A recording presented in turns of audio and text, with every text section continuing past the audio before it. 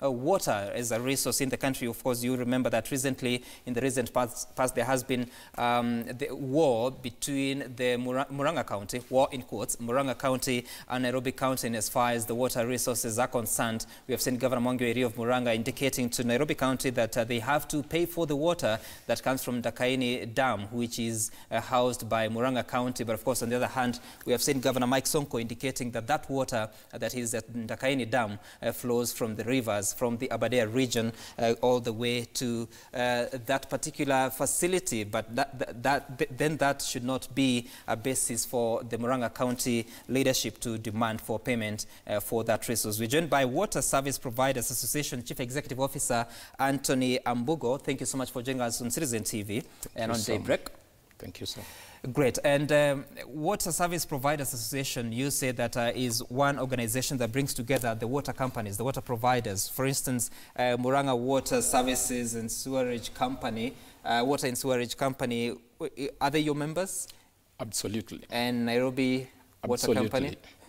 Great. So as you represent them, because now we have seen that the conflict, specifically even before Nairobi and the county of Murang'a, we have seen the conflict within Murang'a County, that is the Murang'a Water and Sewerage Company versus the governor. The governor says that this company should be serving the public in terms of, should be owned by the public, and that is Murang'a County. And there has been the tussle between the leadership of Governor Wairia and the leadership of Murang'a Water Services under Peter Munga. Like, as an association, where do you stand in this conflict?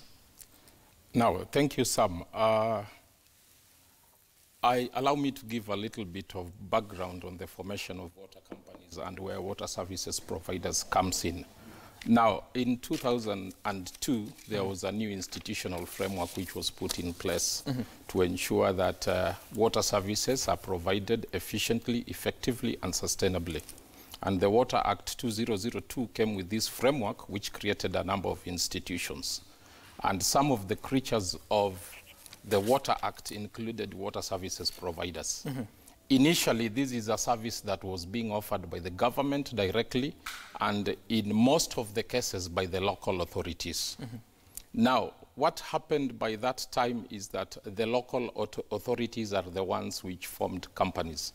There was the Water Act, but now under that institutional framework provided by the regulator, the vehicles or the utilities that were supposed to provide water were registered under the Companies Act. Right. Like, for example, Murang'a and other companies in the Republic, including Kisumu, Nairobi. So I have to say that out of the 88 regulated utilities, 66 are our members, including Nairobi and even Murang'a. Right. So the registration was different because you have a private limited company registered or limited by shares. An example is Nairobi Water. If you look at Murang'a, it is limited by guarantee. So if you look at the memorandums and articles of association, like for Murang'a, the guarantors included the local authorities there. The difference is that the local authority in Murang'a by that time was not providing water services directly to the people. But if you come to Nairobi, the city council was doing it directly. So they subscribed and ensured they formed a company limited by shares. So I want to say that if you look at the memorandum and articles of association of MUWASCO, you will find that the subscribers include the local authorities then. So right now that you don't have the local authority and instead you have the county government, who are the guarantors? I was coming there. So what happened when the Local Government Authority Act was repealed by formation or by way of the County Governments Act 2012, all the functions that were being done by the local authorities were subsumed by the county governments. Right. So that one places Murang'a County as a major guarantor. And to prove this is that they are represented in the board of MUWASCO. The way the City Council of Nairobi, which functions were subsumed into the county government of Nairobi, they're also represented in the board of directors of Nairobi Water to provide oversight. But now what happens now is that Article 77 of the Water Act 2016 says that it is the county government that will form So the ownership now is vested in the county government. Right. And I believe the tussle that is there in Murang'a, it is very simple because it is not only Murang'a alone. There are a number of counties. I think the entire of Murang'a, if you look at Gatamathi, you look at Kahuti, and other companies in the diaspora of the Republic, they are those ones which are guaranteed. So that... And again, let me make it clear. Now, the issue is this. Because the company is owned by the county government, which is a public agency, it also becomes a public company. I think this is a matter that it has to be very clear. Is it automatic, or there has to be execution of certain legal instruments to effect that? I think that one is now because there are a number of decision-making organs within a company. You have the management, you have the board of directors that provides leadership. Then you have the supreme decision-making organ in a company, the annual general meeting. Yes. And this is where now the county government is represented. If it is limited by shares, they are their shareholders. If it is limited by the guarantee, they are the guarantors.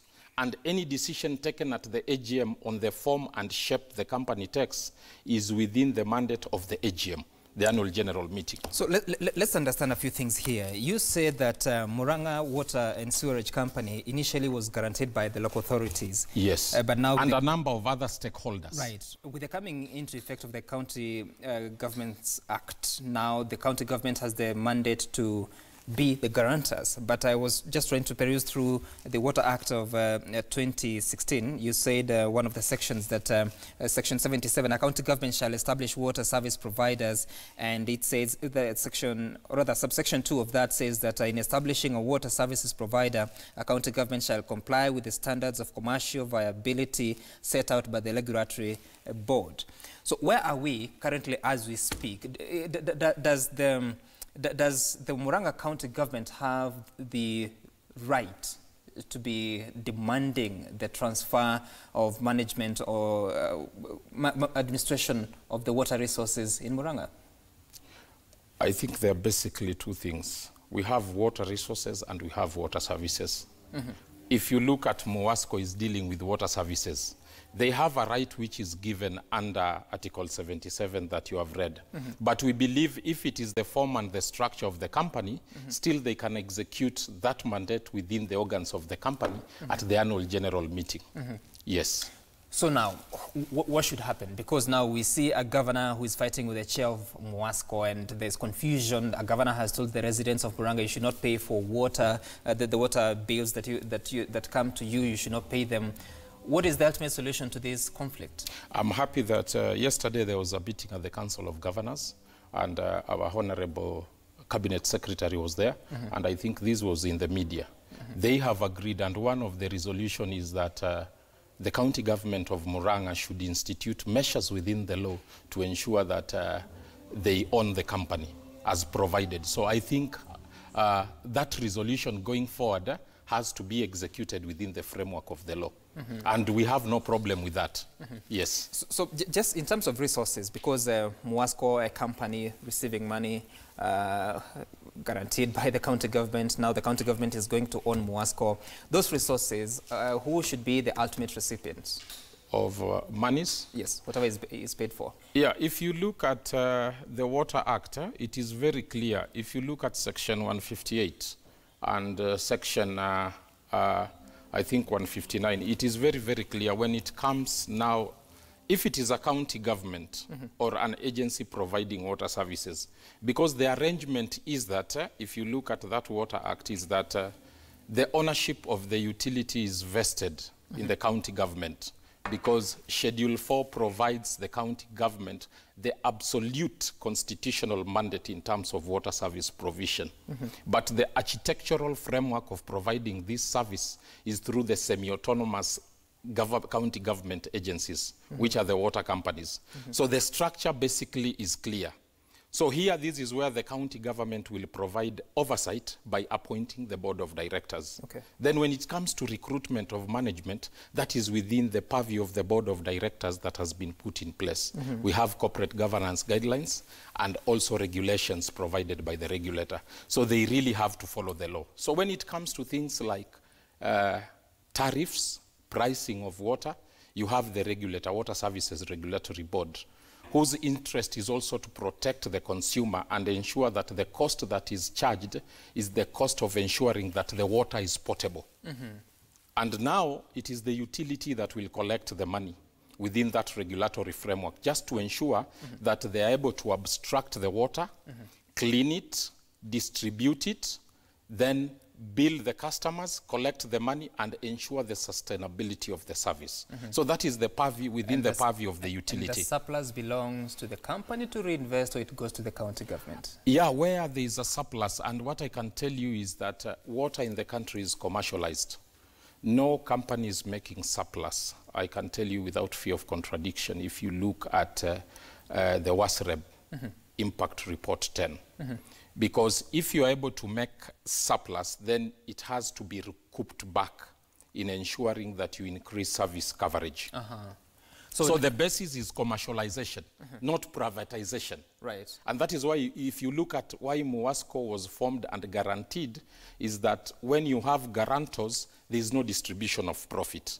If you are able to make more money, then it means you have to expand now the coverage, because the coverage stands at around, I think, 70% in Murang'a, which is 10% above the average of the nation, because in water coverage we stand at 60%.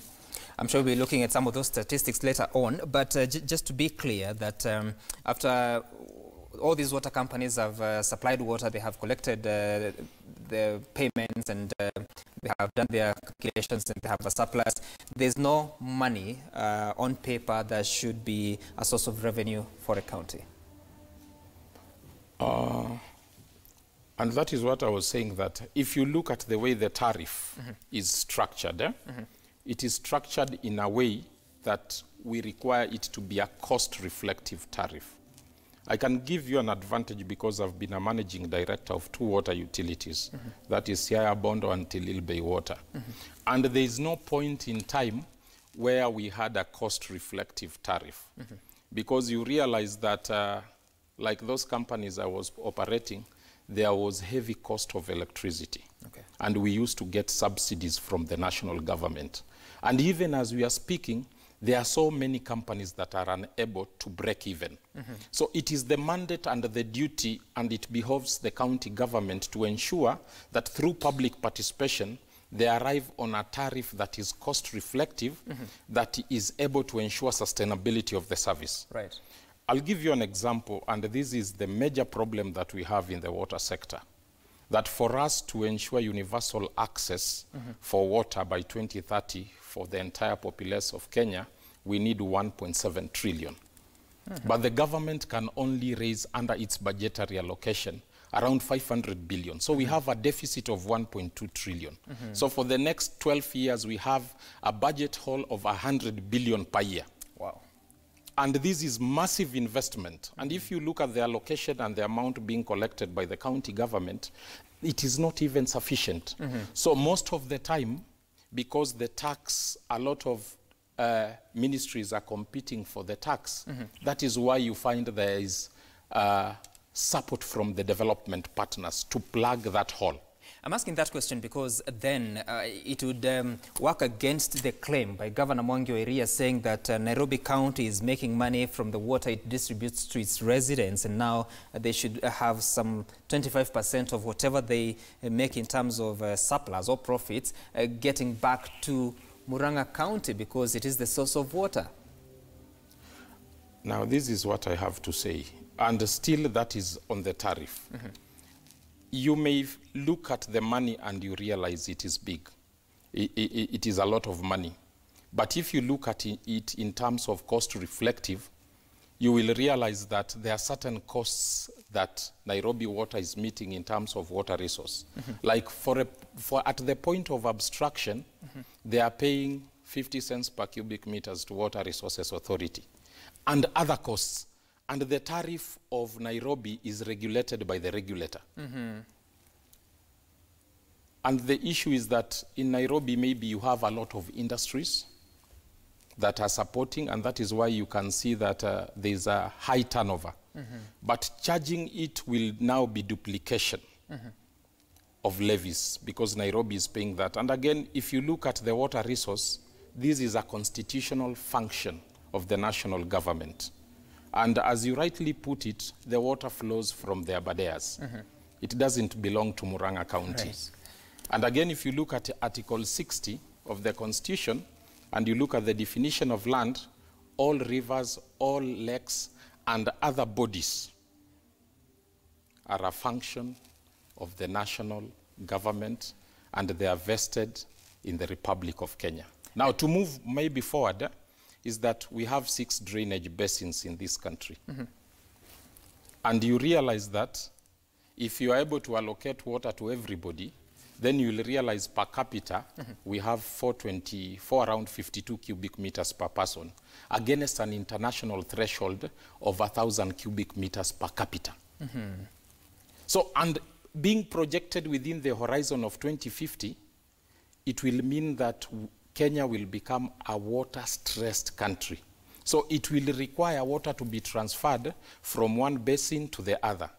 And it is the national government that has been given this mandate to ensure equitable sharing. Just assume that each county owned that water. So Murang'a County is just a waterway, it's not... No, what we can say is that even that resource, as it comes from Abadeas, you look at where Ndakaini Dam is, that land was acquired by the defunct local authority in 1985. Right. So this is the property of the county government of Nairobi. Yes. It is just like anybody. You can go to Murang'a, buy a flat or buy land and plant mangoes. So in essence, you're saying that Murang'a County has no justifiable claim on Nairobi County? At the moment, the way the laws are, no. No. Okay, great. Now, we want to look at some of the statistics that we have as we wind up this discussion. And first of all, this is according to the Kenya Demographic and Health Survey of 2014, talking about access to water by population. The piped water, according to the statistics, is that urban dwellers have access to piped water at 43%. That means 4 in every 10 people have access to piped water. The rural dwellers, we have 12.1%. That is 12 people in every 100 have access to piped water. When you do the total, it comes to 22.8%. 22.8%, that is 22 in every 100 people have access to piped water in the country, whether in the rural areas or in urban areas. Then we have another one that talks about people who have access to non-improved sources of water. This is sources of water that have not been treated. They have not been improved to the extent of being reliable in terms of quality. Urban dwellers account for 12.5%. 12 in every 100 people access water that is not from a source that is not improved. The rural dwellers is higher at 41.5%, and the total average should actually be 31.6, not 22.8%. Another statistic says that in terms of accessing water, there are people who travel more than 30 minutes to the source to access the water that is in the country. And in the urban population, people who live in urban areas, 13.9% travel more than 30 minutes to get water from the source. And in the rural population, it's higher, 42.8%. That is 42 in every 100 people have to travel more than 30 minutes to get water. And the average total is 32.9%. Finally, for the non-treated water, people who consume water that has not been treated. In the urban areas is still high, it's 51.9%. That's half the population in urban areas. In the rural population, we have 54.1%. Again, more than half the population consume non-treated water. And I want to ask you, because you represent the Association of Water Services Providers in this country, what is so difficult to ensure that you're able to supply water to all this population so that they do not access non-treated water for the sake of the safety of their health? Thank you very much. And if I look at the statistics, they were done way back in 2014. That's the latest we have from the KDHS. So we have an authoritative report that is given by the regulator, Impact 10, and I can tell you that water coverage is now at 60%. And if you talk of sewerage is around 25. If you combine it with the sanitation... 60%, is it piped water, treated water, or... Access to what water? Now, this is what we are calling piped water. Right. And piped water is treated because we conform with the regulatory standards, ensuring that what is envisaged or contemplated in Article 43, that because every person has a right of access to safe and clean. So there are safety parameters, and that is where the treatment comes in. And also the cleanliness parameters. So that is what we provide at water services providers. But it is also important to note that with the architectural framework I referred to, the Water Act 2016, which is now repealed Water Act 2002, is that a number of institutions were created.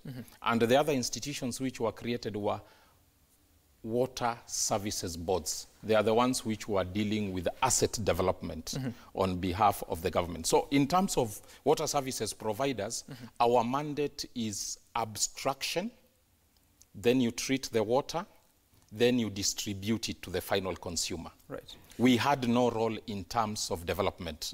That was within the purview of the national government. But again, I want to say that you realize that water infrastructure requires huge investments. Yes. I'll give you an example of Nairobi. Nairobi installed capacity is around 525,000 cubic meters per day. But the demand has outstripped supply is 770,000 cubic meters per day. The Northern Collector Water Tunnel that is bringing water to Nairobi, which will be complete in 2019, is going to bring another 140,000 cubic meters. That one is not sufficient, and I believe that the government has put mechanisms in place to ensure more investment. Because as you do this, there is also population increase. Yes. There is also a lot of development. You have a lot of industries coming up. As we are looking also at the Big Four agenda, manufacturing. So that means more consumption. Right. So, at the end of the day, with all these dreams that you want to take the country forward, you will realize that from the statistics you just showed there, part of some of the populations that are worst affected are in the rural areas. And I would imagine that especially in the marginalized regions or the expansive counties, talk of the northeastern region, Marsabit, they are the worst hit by this kind of challenges. Do you think there's a sustainable solution that we can get so that you're able to supply water in areas where there's sparsely distribution of population?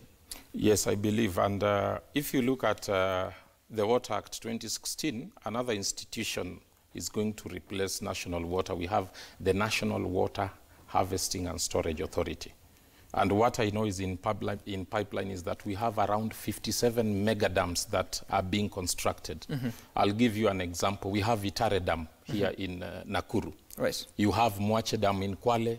You have Sioi. So there are a number of interventions being put in place to ensure that this pendulum we have been suffering, either we are in floods or in drought, is that we are able to harvest water to improve in terms of per capita, per person.